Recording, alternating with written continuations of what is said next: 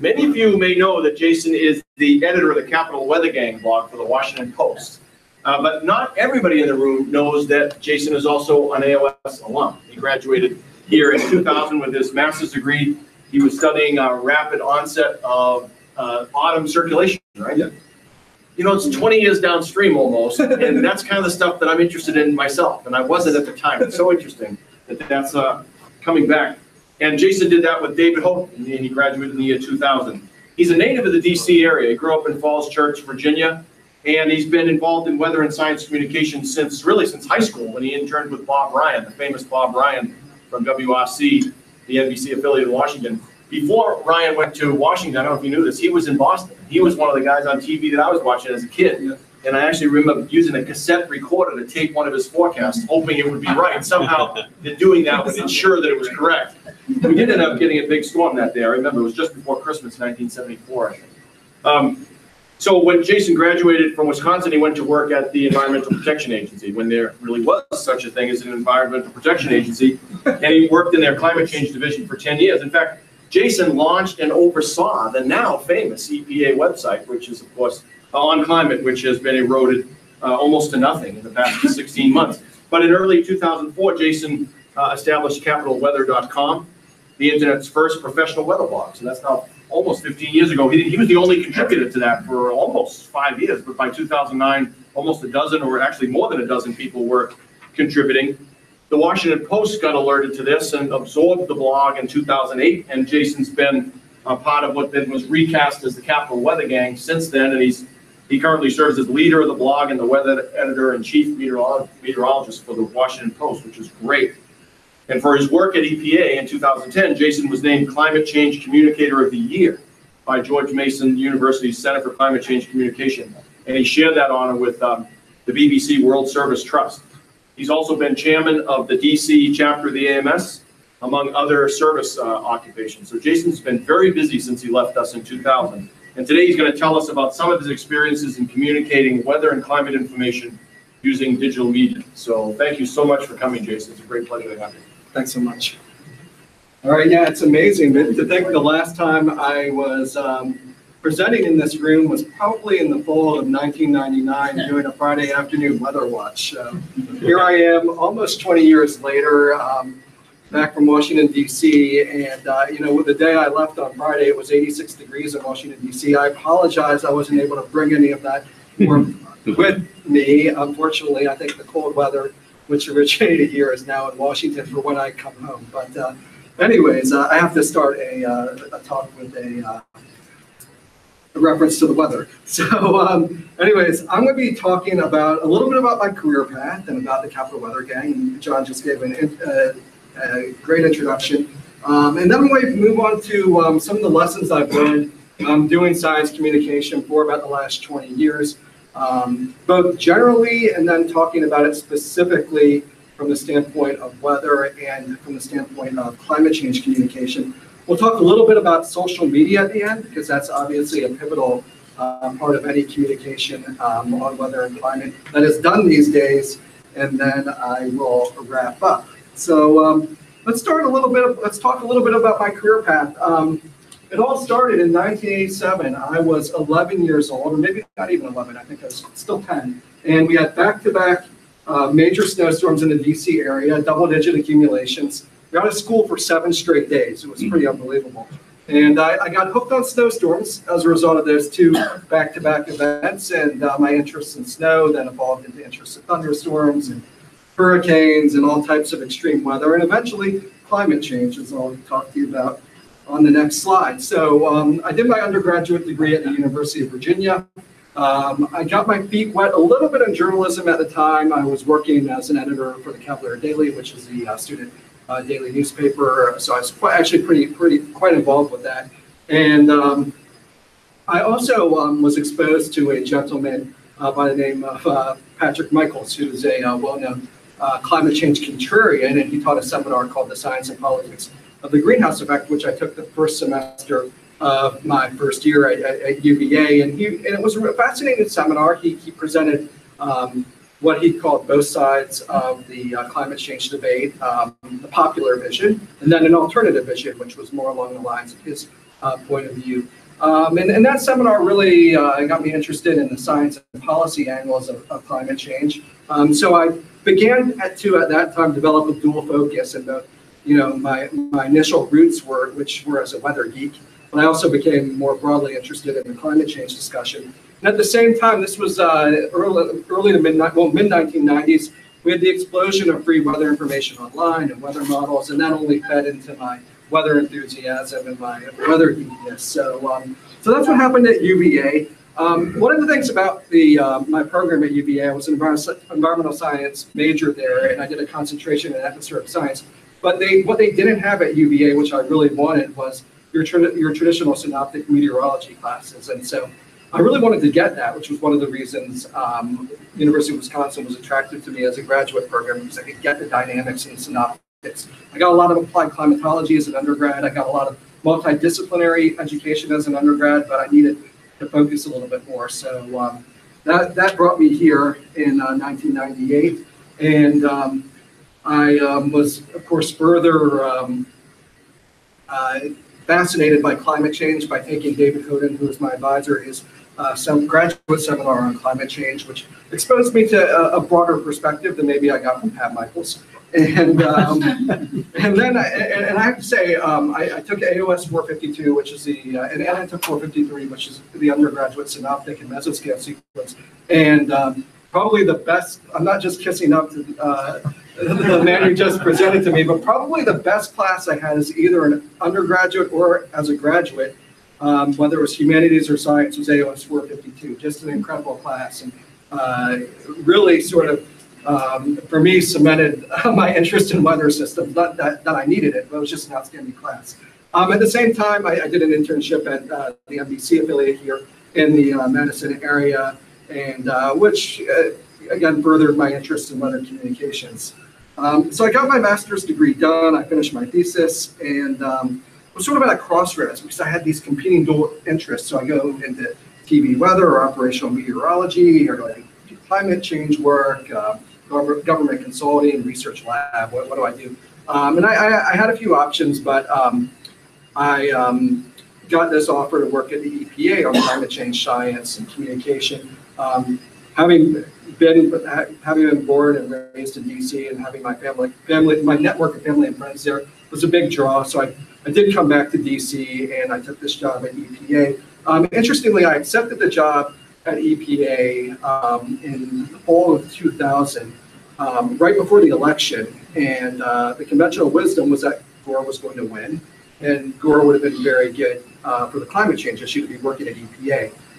That didn't actually turn out to be true. So my first 4 years at EPA, I was working under the George W. Bush administration.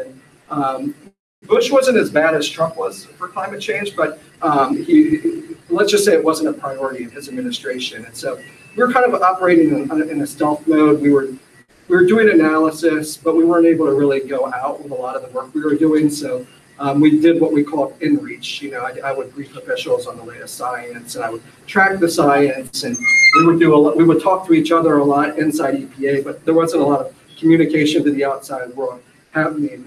Actually, during Bush's second term, that began to loosen up a little bit, and then by 2008, Obama came in, and these were my last 3 years at EPA. We were ready to hit the ground running. We did a lot of really important work, which laid the groundwork for regulations for greenhouse gases under the Clean Air Act. We did something called the endangerment finding, in which we found that greenhouse gases could reasonably be anticipated to endanger public health and welfare. And I was one of the technical leads for the scientific analysis underpinning that endangerment finding. I was also the lead author for EPA's first report on climate change indicators. So it's doing a lot of cool stuff at EPA, but at the same time, while I was at EPA, especially under the Bush administration, when we weren't able to get a lot out the door, I had to have my weather fixed. So I did launch this independent website called capitalweather.com in 2003 and 2004, and with this idea that we could turn weather into more of a two-way conversation. Prior to the advent of blogs and social media, weather was one way at you. You heard it delivered to you on the news, you read about it in the newspaper, but there wasn't a way for the reader to interact with experts, to ask questions, to file storm reports. So my idea when I launched capitalweather.com was that we could facilitate this two-way conversation, which would benefit both the forecaster, because he'd be getting all these storm reports, you could be able to see what was happening on the ground, get ground truth in real time. But at the same time, my readers had access to professional meteorologists. So that was there was that real focus on engagement. It did turn into a group blog. I brought in other contributors because remember, I was doing this on the side. And so I was doing this on nights and weekends, so I needed help. And slowly but surely, we got some recognition. One of the local magazines named us as one of the region's best blog, and we were profiled in the Washington Post. And the Washington Post was interested in what we were doing because they wanted to expand their own local weather footprint. And so we formed a partnership with the Post in 2007. The capitalweather.com was absorbed into the Washington Post and became the Capital Weather Gang. That was our brand, and still is our brand. In the winter of 2009-2010, that was a game changer for us because we had our snowiest winter on record in DC, 56.1 inches. We had a massive back-to-back snow event in February where I think we had 30 to 40 inches total from two events, crippled DC for a couple of weeks, and our traffic just went through the roof, and it really demonstrated to the Post the value of having a local digital weather presence. And so that was really helpful because our contract with the Post was ending in 2010. And I told the Post when the contract was ending, I can't continue to both work in EPA, which had become very busy because we were doing so much under the Obama administration, couldn't continue to do both EPA and do the Post job. And so the Post decided, said to me, well, do you want to work for us full time? Do you want to make your weather reporting gig your full-time thing? And I thought about it, and I decided, this is something I built. I'm passionate about it. I can sort of make my hobby and my lifelong passion my full-time job. And so I took the leap, and I left the EPA and took a job for a media company, which at the time was struggling, laying people off. There were buyouts, but they saw weather as a growth area, so they did decide to hire me. And here we are. So a little bit about the Capital Weather Gang, who we are today. It's me, I'm the editor, and then we have Angela Fritz, who works with me. She's the deputy weather editor. And so we've got two full-time people, and then we've got a stable of freelance contributors who help us, weathers all the time, 24/7. And so we need help nights, weekends, and so forth. We cover not only local weather, but national weather stories, international weather stories. And we also cover what I call weather adjacent issues like climate change, astronomy, space weather, and related environmental stories. And so we crank out 4, 5, 6 stories a day. So it's a lot of volume, but it's a lot of fun, I have to say, even though it's a lot of work. We've always, since from the very beginning, as I mentioned before, put a real emphasis on reader engagement, making a two-way conversation. We've also put a real emphasis, which is a little bit different from broadcast meteorology, although I think broadcast meteorologists are moving more in this direction in communicating uncertainty, and we'll talk a little bit more about that shortly. Our platforms, the hub of what we do is online at washingtonpost.com/capitalweathergang. Of course, some of our content goes into the print edition. Very active on social media. Twitter is huge for us. We have 1.1 million followers. We've got about 110,000 followers on Facebook. About a year and a half ago, we started a partnership with our local NPR affiliate, which is WAMU in DC. So we do weather forecasts for the morning and afternoon drive. We also do interviews for some of their programming. We also do TV interviews, especially when they're big weather events affecting either the local region or the national region. Okay, so now let's get into the meat of this presentation, which is about science communication. And we'll talk first about it more broadly and then dive into some cases looking at both weather and climate change. Ed Maybach, he heads up the George Mason Center for Climate Change Communication. And here's his simple premise if you want to send a message. You want something you say to be memorable. You need your message to be simple and clear. You need to have it repeated often by a trusted source or by multiple trusted sources. That's sort of the basic building block if you want a memorable message to get out there and to be retained, and if you want it to be credible. Simple and clear, repeated often, and delivered by a trusted source or sources. Maybach adds that if you want people to do something with the information, you want action to be taken, you need to make it easy, fun, and popular. So we'll start with that. When you're writing for the public, and I'm going to talk a lot about writing for the public, because even if you're in academia, you may be asked to write a guest commentary for a newspaper or a magazine. So, and some of these things are really important to understand. One of the most fundamentally important things in digital communication and print communication is the headline. People don't read the headline. If people don't find the headline interesting, they don't click on your story, you're done. You've missed an opportunity. It needs to be the strongest and most compelling content. There was a study which showed newspaper readers see 56% of the headlines, but only 13% of the stories are half read. So that headline is a critical gateway to the story. If your headline is boring, your story is irrelevant because it won't be read. But on the other hand, you don't want to sensationalize your headline. If your content is perceived, if your headline is perceived as clickbait, that erodes trust. People won't come back and read you again. So your objective is to find the sweet spot. You don't want it to be over the top, but you want it to be provocative. You want it to be engaging. So you got to find that balance. There are a couple of cases. Now this isn't a bad headline. I call this a mediocre headline. Man films deadly tornado bearing down on him in shocking video. Okay, I might click on that maybe once in a while. But here's one which I might click on 9 out of 10 times. Compelling headline. Huge tornado killed his wife and destroyed their home. He filmed the whole thing. This is true. This actually happened. I think it was a tornado in Illinois a couple of years ago. So I think the second headline, a lot more people might click on than the first headline because it's giving you a lot more information, a lot more specifics, and it has more of an emotional tie in there. Here's another example. This is more of an explanatory content type of story. And this is one I think maybe this one was from CNN. High temps, corn sweat form deadly heat down. It's okay. I mean, yeah, not bad. But this is the one. This is the one we wrote. This is one we wrote when we covered the story. What in the world is corn sweat? It's a really causing us heat. Okay, so that's just an example of what we need to do. These are the types of things we're thinking about when we're communicating about our information to the public. Here are a couple of examples of over-the-top headlines. And this first one, Nor'easter of 20 millions. This is for a 1,000 millibar, really super weak run-of-the-mill nor'easter, which was going to bring an inch or two of rain to Boston when they were in drought. And you were talking about max winds of 25 to 35 along the coast. And this outlet said this nor'easter is going to threaten millions. So it's a little bit over the top. This is another one. Hurricane forecast may shock you. You want to know what the hurricane forecast was? It's for an average season. It was a preseason hurricane outlook. It was for an average season, but this is supposed to shock you. And I try. One of my talking points later on is to show professional courtesy.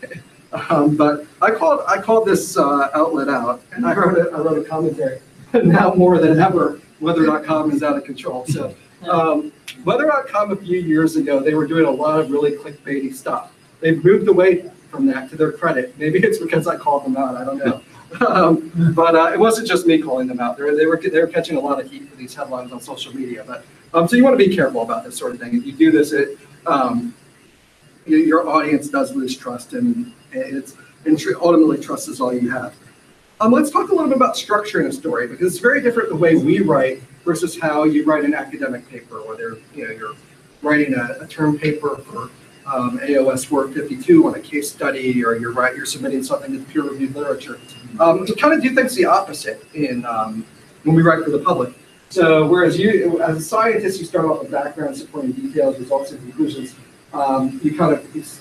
You start with background and you end with results and conclusions. You kind of put some of the most interesting, compelling information towards the end. We do it the other way. We start our lead, what we call the lead in journalism.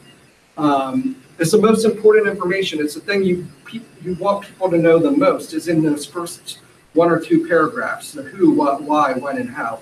And you want to do that in as engaging way as possible. And there's an art to writing a lead, and you want that lead to be really, really compelling and to draw people in. Then you get into the so what, and then you eventually get into supporting details. So you kind of turn things on their head compared to academic writing. By the way, this graphic is from a great essay in Physics Today by Richard Somerville, who's at Scripps, and Susan Hassel, who's an expert in science communication.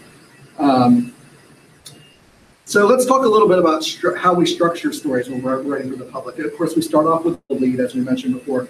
And this is kind of important. It's very different from academic writing. Short sentences and short paragraphs. A lot of the paragraphs I write for my stories are 1 or 2 sentences. That's a paragraph.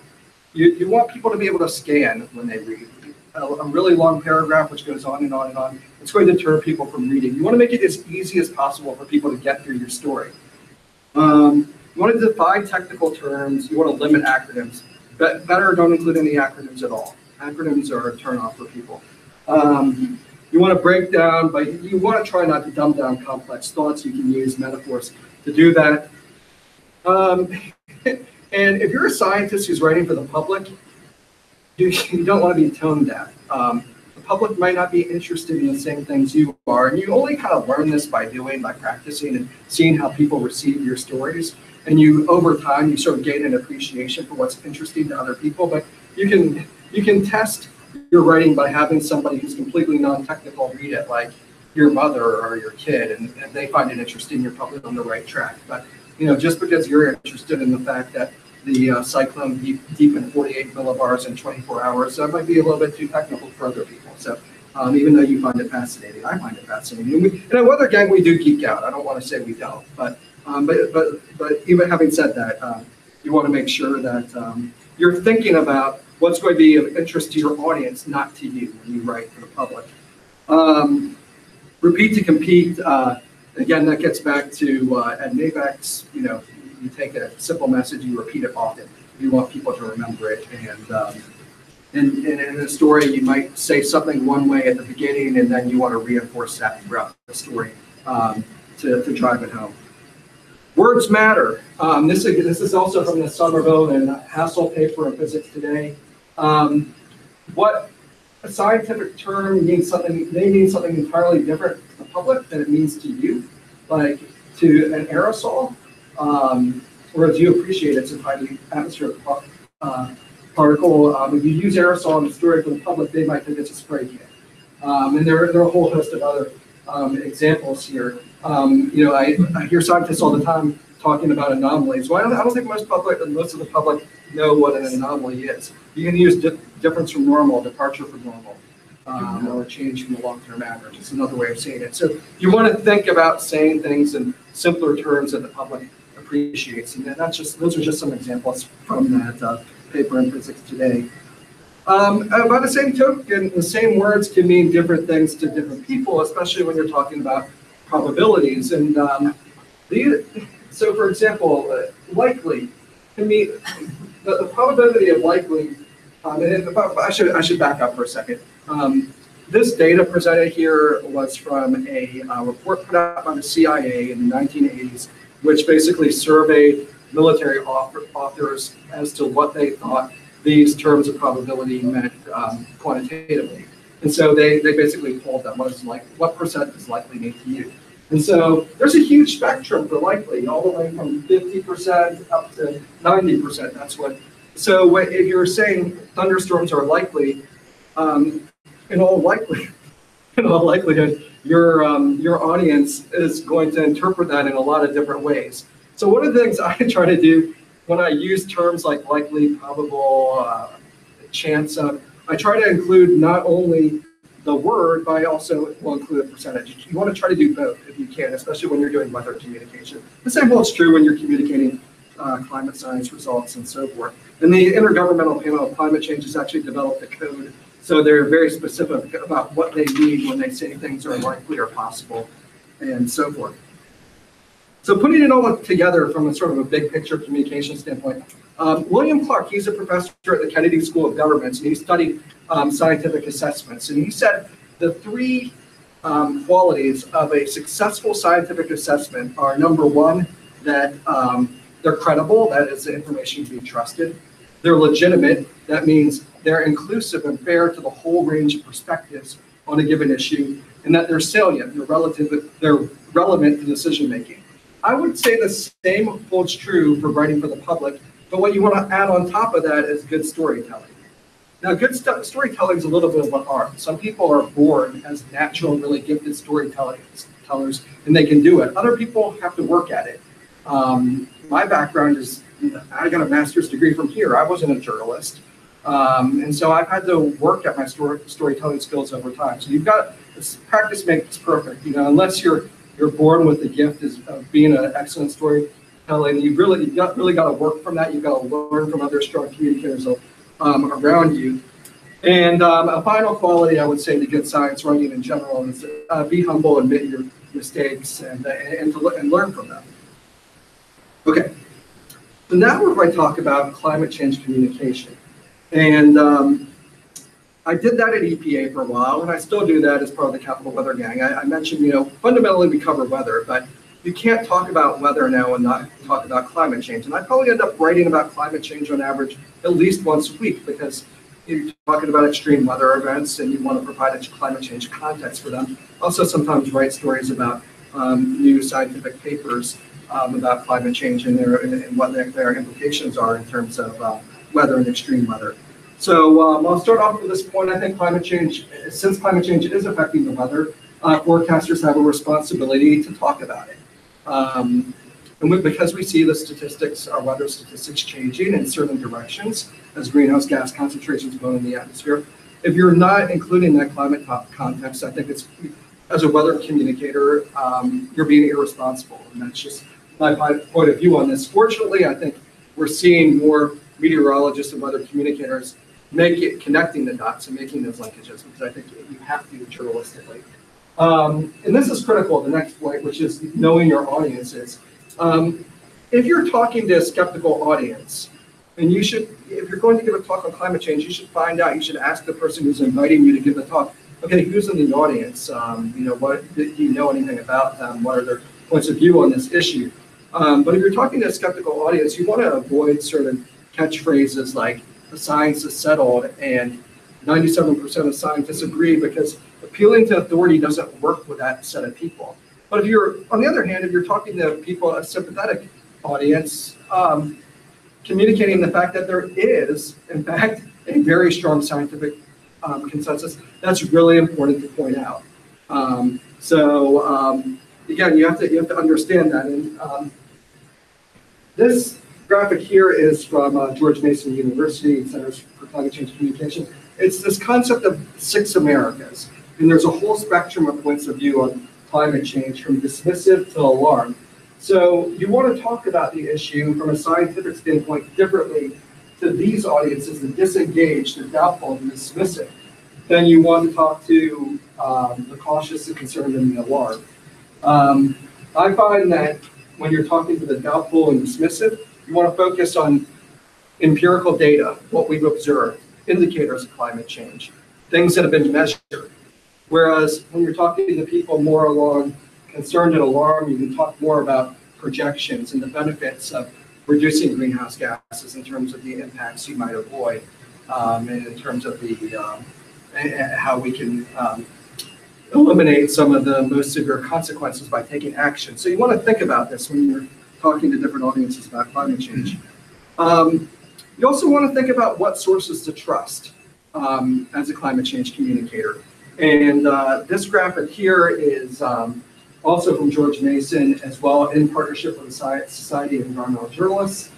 And this shows the level of trust in different scientific and non-scientific sources from working environmental journalists. And so the highest level of trust among working environmental journalists are on the climate change issue is professional societies like UW-AOS, AMS-AGU, national academies is right up there, the IPCC is right up there, universities, colleges, and journalism. Down towards the bottom, the least trustworthy information tend to be advocacy organizations, the least credible being from conservative think tanks, but even the liberal and progressive think tanks compared to scientific professional society have a relatively low level of trust. But you'll notice the dark red, which is strongly distrust, is highest for the conservative think tank. So again, you need to consider the source and think about who you're citing. And I think, most of us in this room as atmospheric scientists appreciate that, but it's worth a reminder. Also, for communicating climate change and communicating any complex scientific topic, metaphors and analogies can be really useful. This is one I get from Marshall Shepard. He uses it a lot. Marshall Shepard, the professor at University of Georgia and past chair, president of the AMS. He likes to, when he's talking about the difference between weather and climate, saying climate is like your personality, weather is like your mood. One I like, when I'm talking about how climate change is altering the statistics, our weather statistics, I like to talk about the how carbon dioxide is like a steroid in our atmosphere, like steroids were to baseball during the home run epidemic we had in the early 90s. So in the same way, Barry Bonds was in Mark McGuire, they're hitting 77 home runs in a year, whereas prior to the steroid era, they were hitting 30 to 40. It's the same way when we're seeing, the proportion of record highs to record lows, way out of whack. So it's the same concept, and I think the public gets that. And then a lot of times you'll get questions. We'll have the warmest year on record, but then the next year won't be as warm. Oh, is that climate? Is the atmosphere starting to cool? No, you have to explain. It's and this is a metaphor I like to use. It's like a dog walking up a hill on a long leash. There's natural variability in the system, and the natural variability is measured by the length of the leash. So you can have the dog can start going down the hill, but that doesn't mean that he's still not going. His upward trend isn't headed up towards the top. So I like that one. We're talking about temperature trends. That it's kind of like a dog walking on a loose leash up a hill. This is important too. Don't cherry pick and height. When you're talking about a range of projections, include the whole thing. Not a lot of what I see a lot of non-scientific writers, when they're covering a climate change report, they'll say, "Oh, we're expected to see a warming of up to 10 degrees." Well, that doesn't give people the full range, and I think as a science writer, your responsibility is to communicate that full range. I do think it is important when you're communicating about climate change science to consider alternative viewpoints when there are legitimate alternative viewpoints. So if there's a new emerging area of research, which there are a range of opinions, you want to discuss this.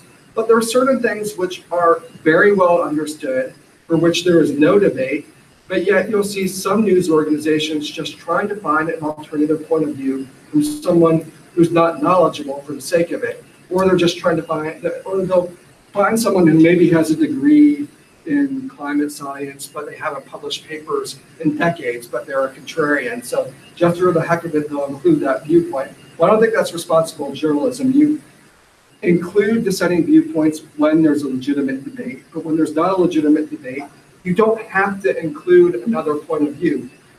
You don't have, for every story you write, there doesn't have to be two sides to it. Sometimes it's just one side. You do want to be respectful to different points of view, even if you don't agree with them. You don't want to demonize perspectives. You want to assume people have the best intentions. I think if you, when you do demonize people or you use labels, it's not doing anybody any good. I like to avoid labels, period, when talking about different points of view on climate change. I don't like to use the term denier. I think that's counterproductive.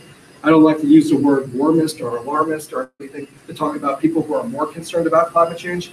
Instead, I like to use terms like maybe someone's unconvinced about the dangers of climate change, or maybe somebody is convinced about the dangers of climate change. So that's something else to think about. And when you are talking to folks who may not agree with you on an issue, you want to search for common ground. And that's how you kind of move people more to your position, as you establish things that you can all agree on. And then you try to present evidence over time and move them in a certain direction. And I would say there's no use wasting your time engaging with those who are closed-minded, and there are those folks out there. Okay, so let's talk about weather. And that's mostly what I do. So let's let's begin with this point. I think this is really important, and not enough people in the operational weather world do this and do this well enough, which is communicate uncertainty, help people make an informed decision. I think there's so much emphasis on getting it right. Is it going to be 2 inches or 4 inches? And, then be able to claim victory, if you nail the amount.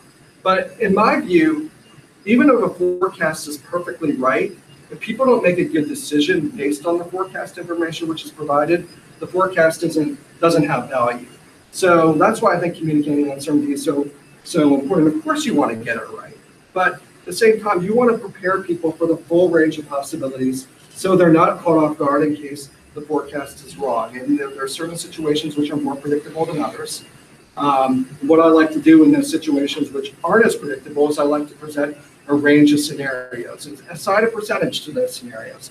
And then as I gain more confidence in the forecast, maybe I start off with 4 or 5 scenarios and I bring it down to maybe 2 or 3 once we're within 2 or 3 days away. And then maybe the day before the storm strikes, I have one scenario, but even in that one scenario, I talk about what can go right and what can go wrong. You integrate probabilities when necessary. Some people understand probabilities better than others. I think some people, there's this school of thought, oh, well, people don't understand probabilities. I don't really believe that. I think if you present it in a clear way, you use visuals or ways to do it. But I think you don't have to use them all the time, but there are cases when it does help.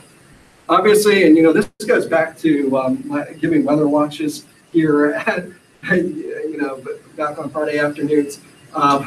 Location specificity. I remember if I would point on a map and say, oh, it's going to be cold here, John Martin would say, where's here? And I see every week someone would get dinged for doing that.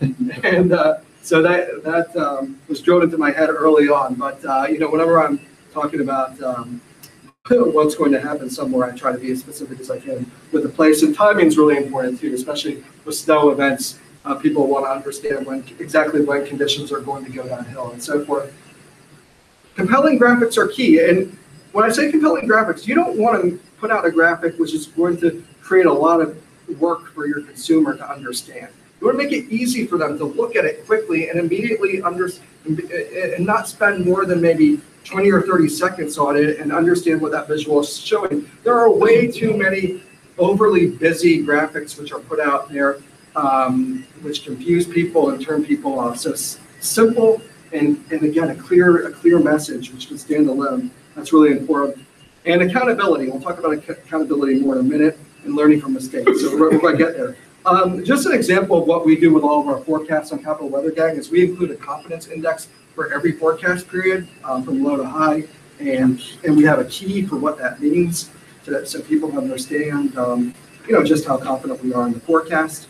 I talked about, this was a nice graphic, I thought, our graphic, which we worked on with our graphics team before the big 2016 blizzard in the Washington area. We had a time of arrival graphic, when the snow would start, and then we had sort of a key as to how the storm would evolve and at what time heavy snow would begin and when it would taper, and we had the geographic specificity for our southern zone and our northern zone. And so I thought this was a nice way to just kind of present how the storm would evolve and when things would start to go downhill. I just thought that was a nice example of a graphic that I worked on with my graphics team.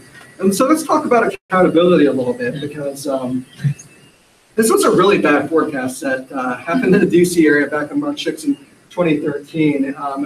The storm was called the Snowquester because it was happening at the same time there was the government budget sequester.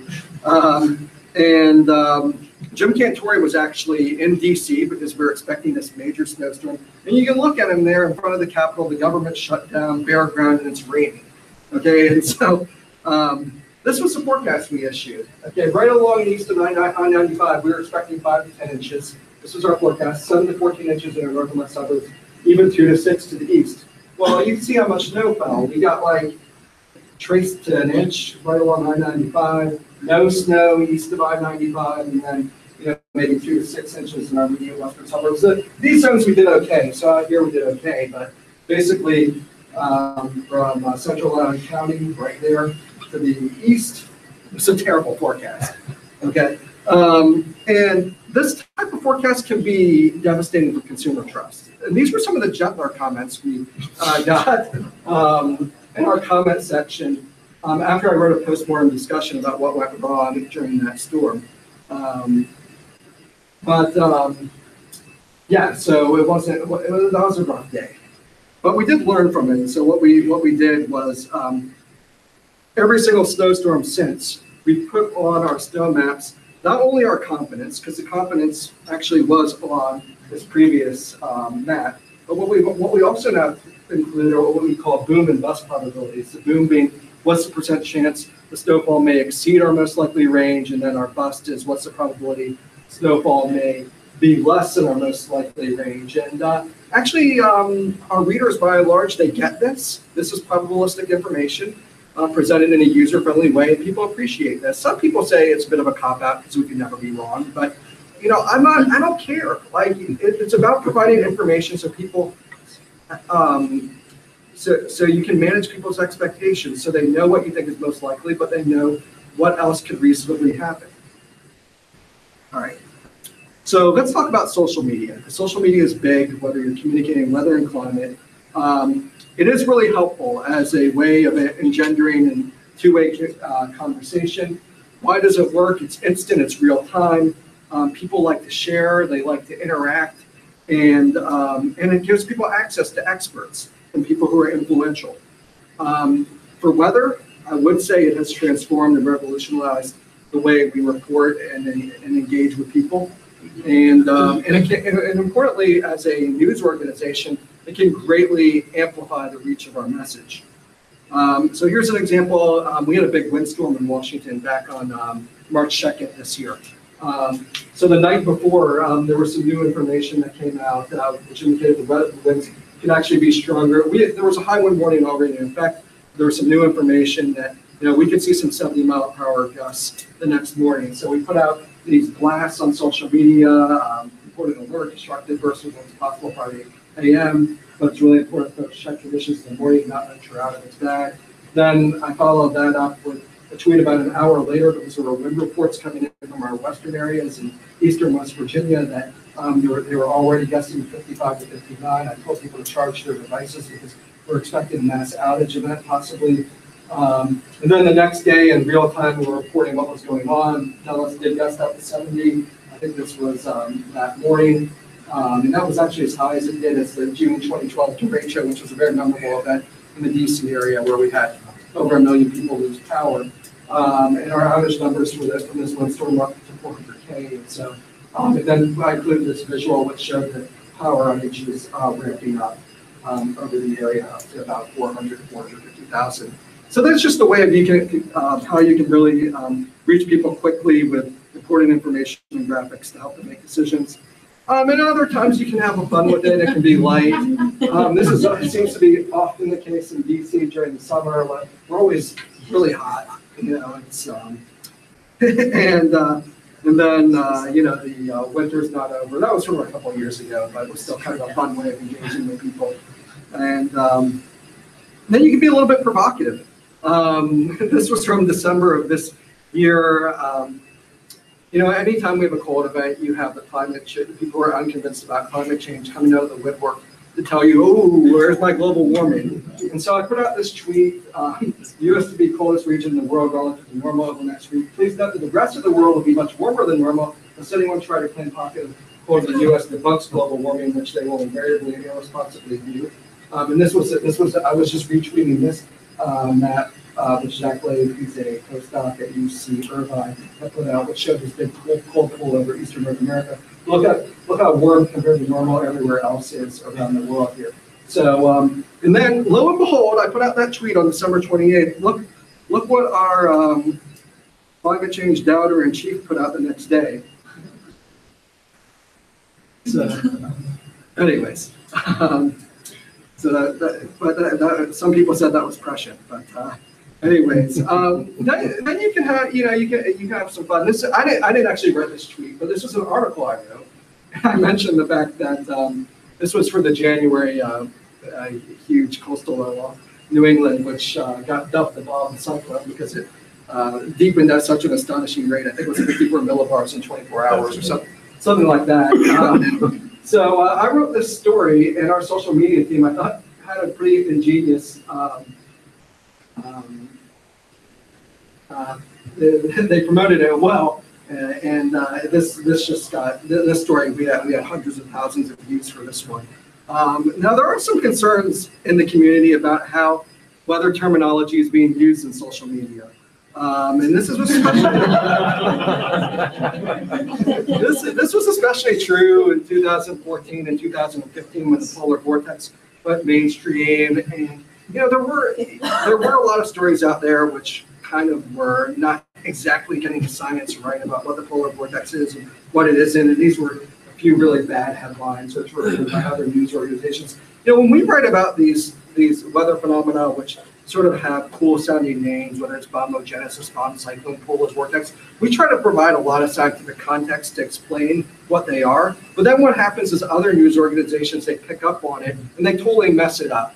And then the rest of the meteorological community, they're all bent out of shape because they're concerned about the purity and the integrity of our science. And so this is an issue with social media. We have to kind of grapple with it. But I thought I really liked this essay. This essay was written by Adam Sobel at Columbia. He's a climate scientist there. And he said his headline for that story was, "Forget the Polar Vortex Backlash, How I Learned to Love It Over These Media Buzzword." Basically, his point was being that it's a net positive because we're engaging more people in science, they're interested in it, they're learning more about the storm and how the storm may impact them as a result of reading these stories. So even if some journalistic outlets aren't getting it exactly right, at the end of the day, this isn't a bad thing that people are excited and are really interested in these weather phenomena which are affecting them. And I tend to take that point of view myself, although I do think that the hype can go too far sometimes. So you want to be judicious in when you use these terms. Something else we're challenged to deal with a lot on social media is the misuse of models. And this isn't only a concern, some of this is weather hobbyists, high school kids in their basement who love the weather, who see a 10-day forecast for 40 inches of snow in their backyard, and they post it on social media, and it goes wild, and they're all excited about all the shares it's getting. I mean, there's that problem, but it's not just hobbyists that are doing this. It's pros who get a little bit excited, who get too excited too, who are posting these maps. I'm not going to name the person who put out this one, but someone just about 10 days ago put out an 8-day deterministic forecast in the European model for the DC area, which showed 10 to 12 inches of snow falling in DC on April 6th.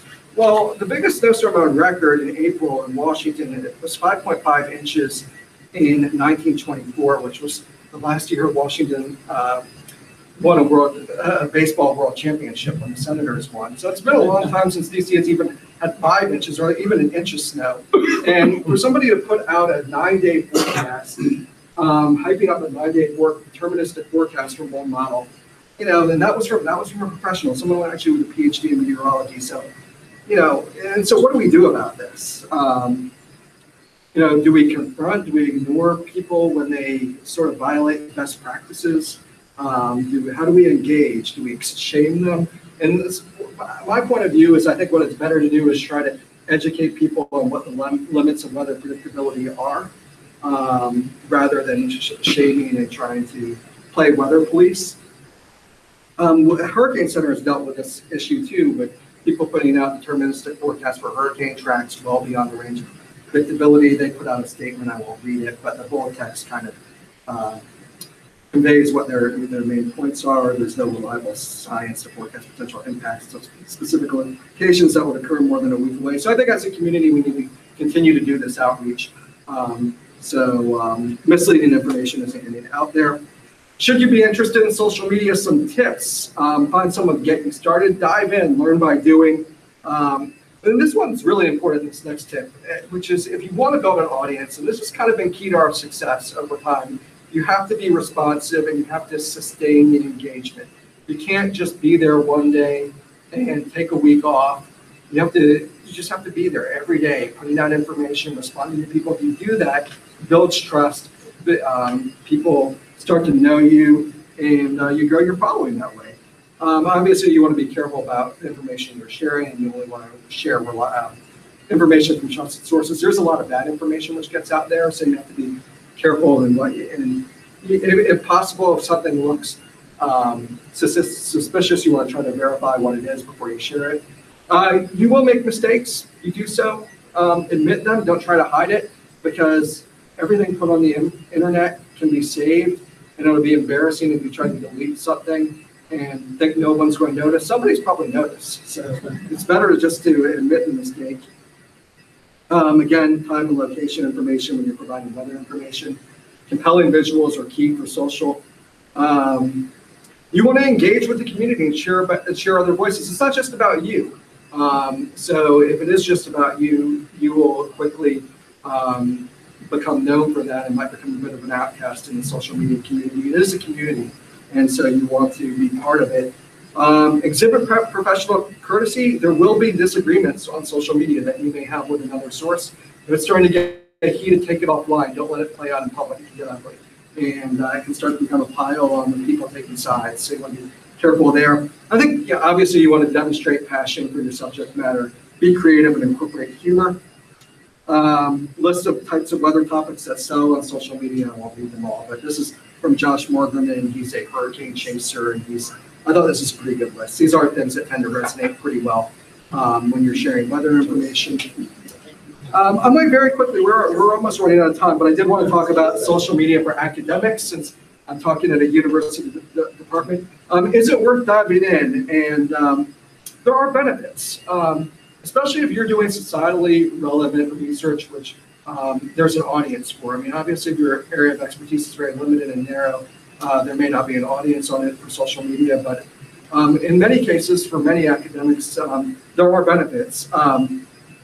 You can kind of establish a virtual community, people who you can share your work with, you can expand your professional network, and you can get instant feedback on the work if you're sharing your papers. And there was a study recently put out which showed that a number of tweets about a paper is correlated to the number of citations. So if you do get your work out on social media, there is a benefit in terms of the number of people who may be consuming it and then potentially citing it in their own work in that community of scientists. And you know, if you think about it, a university department may have dozens of faculty, but on social media you could grow that to your network to hundreds of scientists potentially.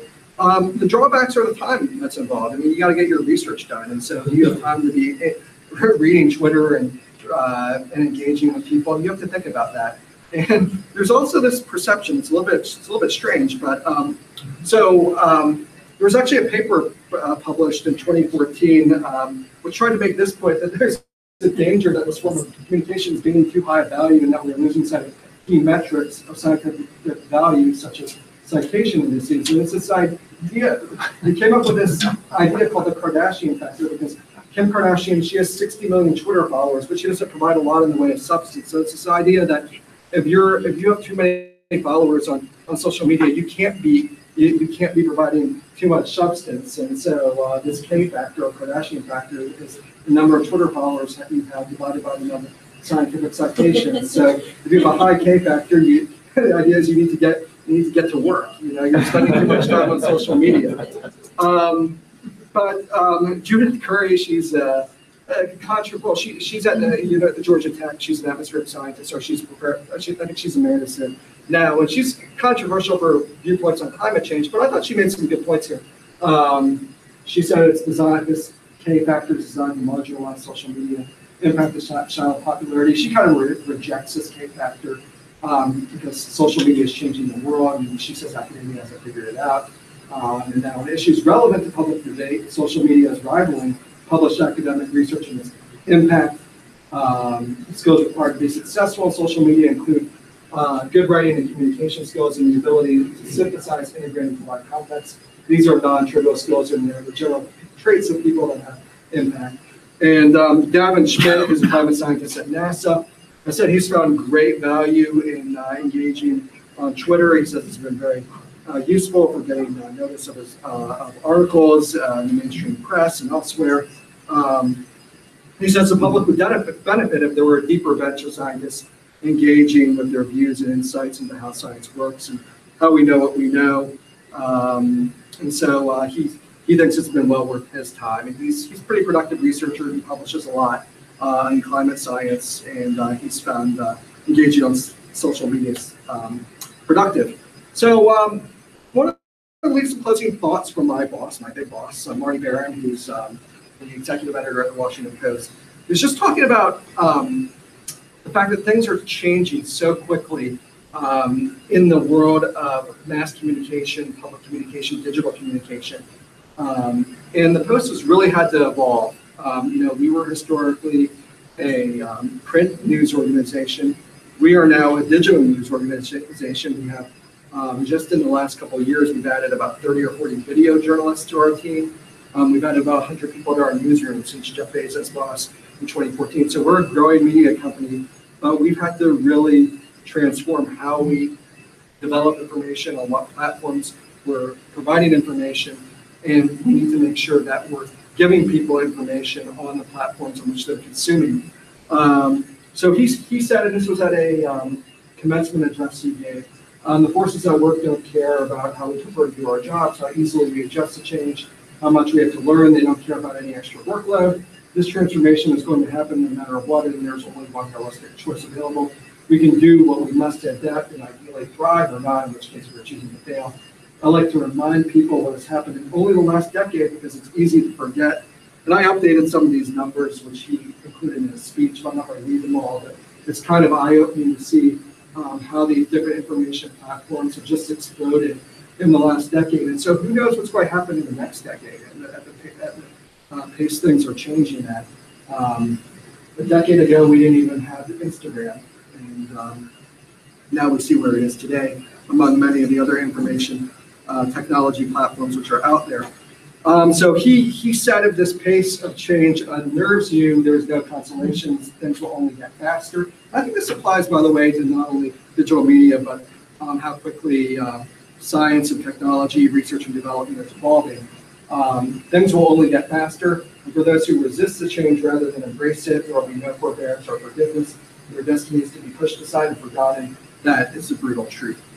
So with that, I will end, and I thank you very much for your attention.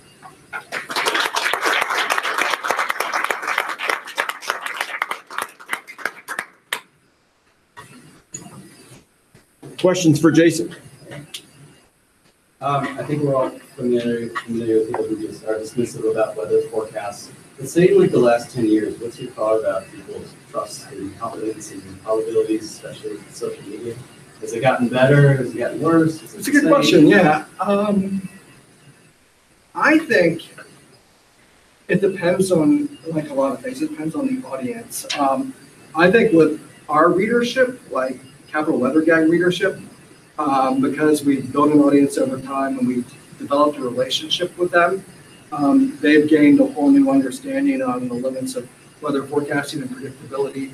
And we've actually written a bunch of articles about the progress which has been made in weather prediction, whether it's in hurricane track forecasts or in numerical weather forecasts for winter storms. So we try to communicate to our readers about that progress. But I think that's a story which still hasn't been told enough by enough news organizations. So I think there is still a lot of distrust in weather forecasting among the general public. You still see the jokes about we're the only profession who can be wrong half the time and still get paid, and we get called all sorts of names. And so, but what people don't appreciate is how, compared to a lot of predictive professions, whether it's diagnosing diseases or whether it's a baseball player whose batting average is only .333. Weather forecasters are actually really good in terms of the quality of information they provide and their success. So I think we still need to tell that story. We've been trying to do it, and I think the whole community needs to work with media partners and through our own social networks to continue to tell that story. I'm impressed with some of the things that you're showing that really demonstrate a kind of long-term commitment to educating the public. This idea of continuing to push probabilistic information, scenarios, which requires a lot of kind of background knowledge on your part, not pushing false balances and whatnot. Are the incentives in the media industry, do they reward that kind of long-term perspective, or are you doing this in spite of incentives? And maybe the Washington Post is different than other news agencies as well, so I guess leave that question up here first. Where are the incentives? Yeah, I think we are a little bit unique. But when I think digital communication moving forward is going to allow more of that, because we were so constrained before. Like, you could only do so much, like in a newspaper, in terms of communicating on certain weather information, or you could only do so much in a 3-minute weathercast. I think what we're seeing now, because of social media and because there are other digital media organizations who are actually hiring meteorologists, and they're broadcast meteorologists who have seen what we've done, and they're starting to write up blogs with more detailed information and doing the same sorts of things we're doing. And I think actually the Weather Service is also starting to lead more in terms of providing probabilistic information. So I think for all these reasons, both sort of the development of digital media and the platforms you have to share this information, I think that's creating more opportunities. So I think we will see more of it. And I think because of the products which are being generated by the Weather Service. So I think there are a lot of different factors which are coming together, which are going to make this more possible now and in the future than in the past, if that makes sense. I think it's going to be slow, but we're not the only news organization now, sort of historically print news organization, which has professional meteorologists. Well, actually, there's the Atlantic City newspaper, they hired a meteorologist. There is the Cleveland newspaper, they hired a meteorologist. The Richmond newspaper, they hired a meteorologist.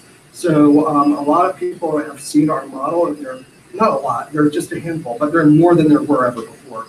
So I think we're going to see more of this, because I think what's going to happen is that all different types of communication, whether it was TV, radio, print, we're all sort of converging in this online space where you can do this digital space where you can do so many different things.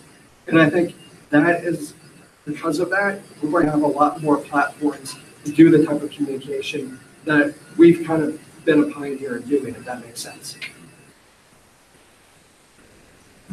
You mentioned a lot of compelling visuals and the role that they played in your blog, which are fantastic. Of course, you have a graphics department. Those of us who also want to make our own compelling visuals, both in academic papers but also in the things we blog or write about, what are the kind of tools or things that you would recommend in ways? I'm not a very good artist, but I believe you can become better at it. Yeah. Well, I mean, so we use we use our graphics department when there are big events and there are really important ideas we want to be able to convey visually. On a day-to-day basis, we actually use companies in the weather space that are providing pretty nice graphics. There's a company called Pivotal Weather, which is there are some graduate students at OU who developed some really nice model graphics that we use on our website. And but yeah, I mean, I think maybe that's a skill you want to look for in a graduate student.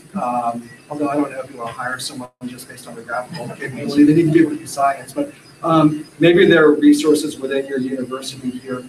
I don't know if there's a graphic design department or if there's any relationship you can build, or in the PR department for the folks that do the news releases. I mean, I know SSEC, they do a lot of great visualization, so maybe there are resources there you can bring to bear. Yeah, I mean, creating compelling visuals which are easy to interpret and which convey the message quickly that you want to communicate, that's a challenge. It's not easy, and it takes someone talented to put that together. Yeah. I have a question about like the paywall of the Sure. post. Do you see that as being a problem or difficult to deal with, like when you're trying to disseminate important? It's a great question. Yeah. So the post used to be free. If you wanted to read electronically, you could read many articles as you wanted, unlimited. And the strategic decision was made, basically to help our bottom line, to put up a paywall. And so after you've accessed a handful of articles each month, you've got to pay to subscribe or you can't read the stories anymore. And that decision was made because we would want to be able to pay for good journalism and pay the journalists. You've got to do it. On the other hand, for weather information, is weather information a public good? Should we be providing it to unlimited access for free? I tried to make that case originally. I tried to say, well, can we put have an exclusion for our content? And they said no. They said, with all due respect to you, I mean, your content's worth paying for. And I said, well, yeah. I said, I appreciate that, but our competitors are providing it for free. If you go to the NBC4.com or the ABC or the CBS affiliate, you can get weather information on those sites for free. So basically, it just means we have to provide a higher level of information that people really want to pay for. During extreme events that are crippling the city, we will take them to paywall. And that's not just for extreme weather events, but if there's any sort of public emergency, we will take down the paywall. But on a day-to-day basis, it's up there, and we're trying to motivate people to pay for quality information. And it's interesting, from about 2000 to say maybe 2012, journalism, online journalism was free. And people kind of got used to this idea, oh, they shouldn't have to pay for it online. Before the internet, everyone had to pay for news. You had to pay for your newspaper. And we've come full circle. You have to pay for, at least at the Post. New York Times is the same way. They have a paywall. Wall Street Journal has a paywall. A lot of other organizations are putting up paywalls because we can't survive. I mean, on advertising alone, it's just not enough. Online advertising pays pennies. And, it costs a lot of money to put out quality journalism. So that's where we are.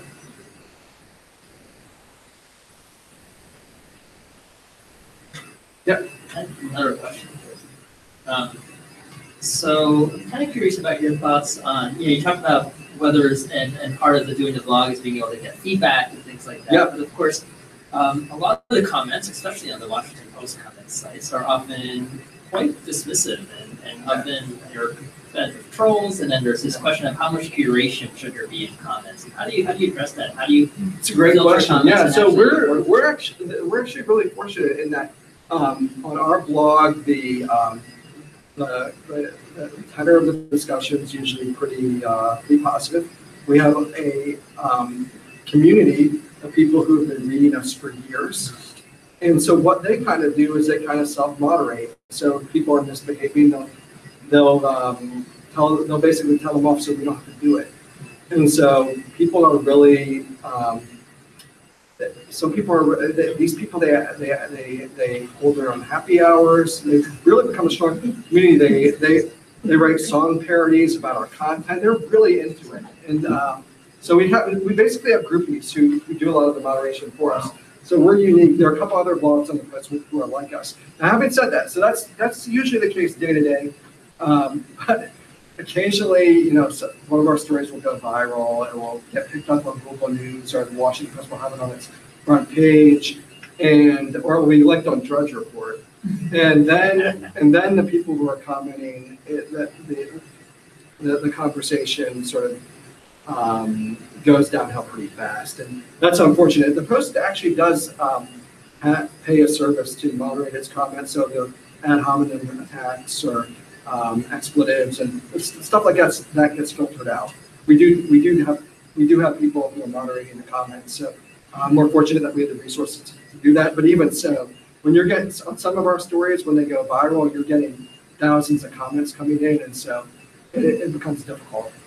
So that's a challenge. But generally we're in a pretty good situation. And it's not only our, I'll make one last point on that. It's not only our community of commenters who help moderate, but we have historically our whole team of contributors at Capital Weather Gang.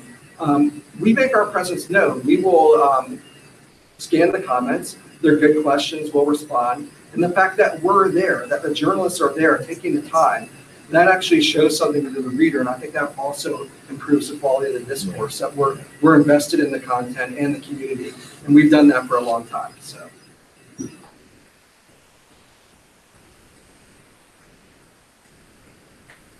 If there are no other questions, let's thank Jason again for a great presentation.